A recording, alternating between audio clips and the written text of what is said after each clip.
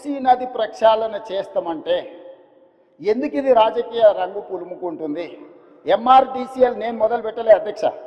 నిన్నగాక మొన్న సిరిసిల్ల ఎమ్మెల్యే గారు చెప్పారు, మూసీ రివర్ డెవలప్మెంట్ కార్పొరేషన్ లిమిటెడ్ని మేమే ప్రారంభించినాము అన్నారు. అవును, మీరే ప్రారంభించారు, ప్రణాళికలు మీరే చేసారు, మీరు అర్థాంతరంగా వదిలేసారు. మేము ఇప్పుడు దాన్ని కొనసాగిస్తామంటున్నాం. మీరు మొదలుపెట్టినప్పుడు 10,000 కుటుంబాలను మేము బుల్డోజ్ చేసి కొట్టేస్తామని మీరు మాట్లాడింది సభలో ఉంది. ఆనాటి మాజీ ముఖ్యమంత్రి గారు ఈ రోజు ఉన్న 2016లో వాళ్ళే బఫర్, మూసీ నది పక్కన 50 మీటర్ల బఫర్ జోన్ కూడా వాళ్ళే నిర్ణయించారు. ఆ రోజు మేము నిర్ణయించలే. ఈ రోజు మేము అమలు చేస్తామంటే మీకున్న అభ్యంతరం ఏంది? ప్రభుత్వం అధికారికంగా కార్యక్రమాన్ని ఏర్పాటు చేసింది. అయ్యా, దీన్ని ముందు కొనసాగించడానికి ఏం చేయాలో మీరు సలహాలు సూచనలు ఇవ్వండి, ప్రభుత్వం ఆమోదిస్తుందని.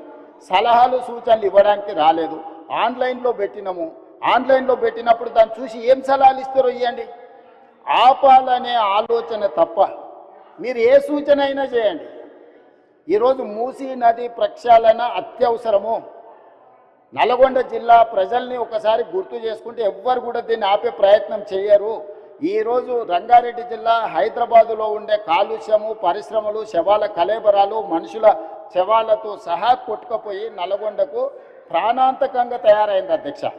నేను నవంబర్ 8, 2025 నాడు 2024 నాడు అక్కడికి వెళ్ళి 2024 నవంబర్ 8 రోజు నేను పోయి పాదయాత్ర చేస్తే ఆ ప్రాంతంలో మహిళలు వచ్చి చాలా ఆవేదన భరితమైన అంశాలు నా దృష్టికి తీసుకొచ్చారు. కొత్తగా పెళ్ళి అయితే పిల్లలు ఎవరు ఆ ప్రాంతంలో ఉండడం లేదు. అక్కడ పండించిన పంటలు తిన్నా, అక్కడ బోర్లలో నీళ్లు తాగినా పుట్టబోయే పిల్లల మీద విపరీతమైన ప్రభావం చూపిస్తుందని చెప్పి మహిళలు వచ్చి చెప్పినప్పుడు నేను ఆలోచన చేసిన అధ్యక్ష, వీళ్ళకు విముక్తి కలిగించాలి కదా, మనకు అవకాశం వచ్చినప్పుడు ఒక మంచి పని చేయాలి కదా, ఆ మంచి పని చేయడానికి మనం ప్రయత్నం చేయాలి కదా అని ప్రణాళికలు రచించినాం అధ్యక్ష.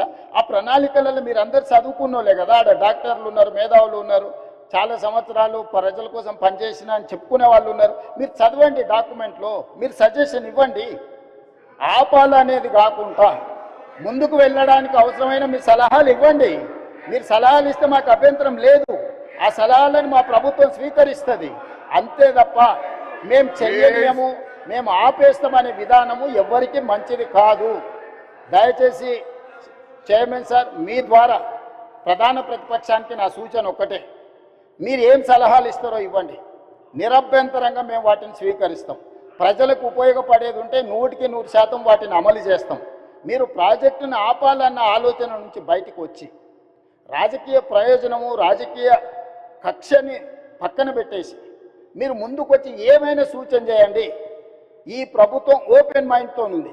ఒకవేళ నన్ను కలవడానికి మీకు అభ్యంతరం ఉంటే మా శ్రీధర్ బాబు గారు రంగారెడ్డి జిల్లా ఇన్ఛార్జ్ మినిస్టర్, పొన్నం ప్రభాకర్ గారు హైదరాబాద్ ఇన్ఛార్జ్ మినిస్టర్, ఆ మంత్రులతోనూ కమిటీ చేస్తా. డిప్యూటీ సీఎం గారు, శ్రీధర్ బాబు గారు, పొన్నం ప్రభాకర్ గారితో ఒక క్యాబినెట్ సబ్ కమిటీ చేస్తా. మీకు ఏమైనా సూచనలు ఉంటే క్యాబినెట్ సబ్ కమిటీకి సబ్మిట్ చేయండి. డెఫినెట్గా we will examine, we will take a final decision. ఈ కన్సెన్సస్ బిల్డ్ చేసి చేయాలనుకుంటున్నాం అధ్యక్ష. ఉన్న పలంగా మేమేదో కూలగొట్టేస్తాం, మేమేదో కట్టేస్తామని ఇట్లాంటి ప్రచారాలు మానండి. నిన్నగాక మన ఒక అపార్ట్మెంట్కి సంబంధించిన బాధితులు ఆపండి ఆపండి అంటారు. మేము అడగనే లేదు, మీకు ఈ ప్రాబ్లం ఉందని చెప్తున్నాం. మీకు సమస్య ఉంది, ఈ సమస్యను ఎట్లా కావాలనో చేయండి అని అంటే మీరు దాన్ని ప్రచారం కోసం వాడుకోకండి. ఈరోజు ఆడ గాంధీ సరోవర్ కట్టడానికి 98 ఎకరాలు డిఫెన్స్ ల్యాండ్ కేంద్ర ప్రభుత్వం ఇస్తుంది అధ్యక్ష. టూరిజం దగ్గర రాష్ట్ర ప్రభుత్వం దగ్గర ఇంకొక 100 ఎకరాల ల్యాండ్ దాదాపు ఉంది. ఆ అపార్ట్మెంట్స్ ల్యాండ్ తీసుకోకపోయినా ప్రభుత్వానికి ఆ ప్రాజెక్టుకి ఎలాంటి ఇబ్బంది లేదు. ఆ ప్రాజెక్టులో ఆ అపార్ట్మెంట్స్లో ఉన్న మిత్రులకు నేను చెప్పేది ఒకటే, 2005-06లో మీరు పర్మిషన్ తెచ్చుకున్నప్పుడు అది చిన్న నాలా కింద చూపించి 9 మీటర్ల బఫర్ జోన్ చూపించి మీరు అనుమతులు తెచ్చుకున్నారు. 2012లో 2016లో బఫర్ జోన్ 50 మీటర్లకు, అది మూసీ నది పరివాహక ప్రాంతం కాబట్టి 50 మీటర్ల బఫర్ జోన్ డిఫైన్ అయిపోయింది. 50 మీటర్ల ప్రకారం మార్క్ చేస్తే సగం అపార్ట్మెంట్స్ ఈరోజు బఫర్ జోన్లో ఉన్నాయి. రేపు భవిష్యత్తులో అది కొనుక్కోవడానికి, అమ్ముకోవడానికి పనికిరాదు. రేపు భవిష్యత్తులో ఏమీ చేసుకోలేరు, మీకు నష్టం జరుగుతుందని మాత్రమే చెప్తున్నాము. వాళ్ళకి ఇష్టమైతే ఆ ల్యాండ్ ప్రభుత్వ అభివృద్ధిలో భాగస్వామ్యం ఇప్పుడు చేస్తే వాళ్ళకు నష్టపరిహారం ఇచ్చి ప్రత్యామ్నాయం చూపించడానికి మాకు అభ్యంతరం లేదు అధ్యక్ష. ఎవరిని నిరాశ్రయులం చేస్తలేము అధ్యక్ష. అధ్యక్ష నా సూచన ఒక్కటే అధ్యక్ష, నా సూచన ఒక్కటే.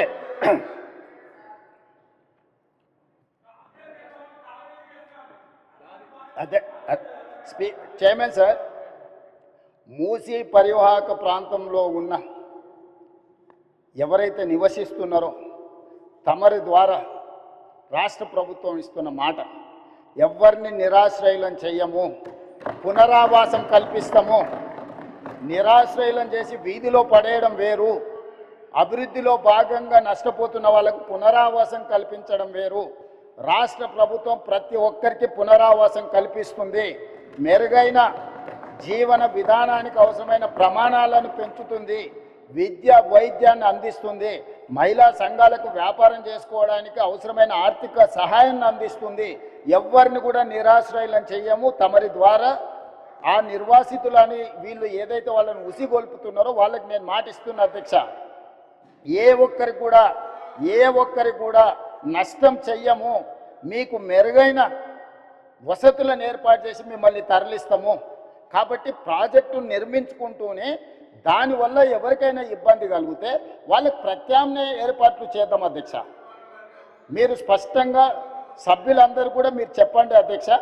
నేను మీ ద్వారా మూసీ పరివాహక ప్రాంతంలో నివసిస్తున్న పేదలకు నేను అష్యూర్ చేస్తున్నా, నేను అసెర్టైన్ చేస్తున్నా, ఎవరు రాజకీయ ప్రయోజనాల కోసం మిమ్మల్ని ఉసిగొల్పాలన్నా మీ భావోద్వేగాలను స్వార్థ ప్రయోజనాలకు వాడుకోవాలనుకుంటే వాళ్ళ ఉచ్చులో పడకండి.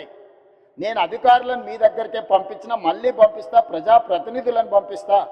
ఎంఐఎం పార్టీతో నేను చర్చించి ఎమ్మెల్యేలతో మాట్లాడినా, దాదాపుగా 7 మంది ఎమ్మెల్యేలు ఆ పరివాహక ప్రాంతంలోనే ఉన్నారు.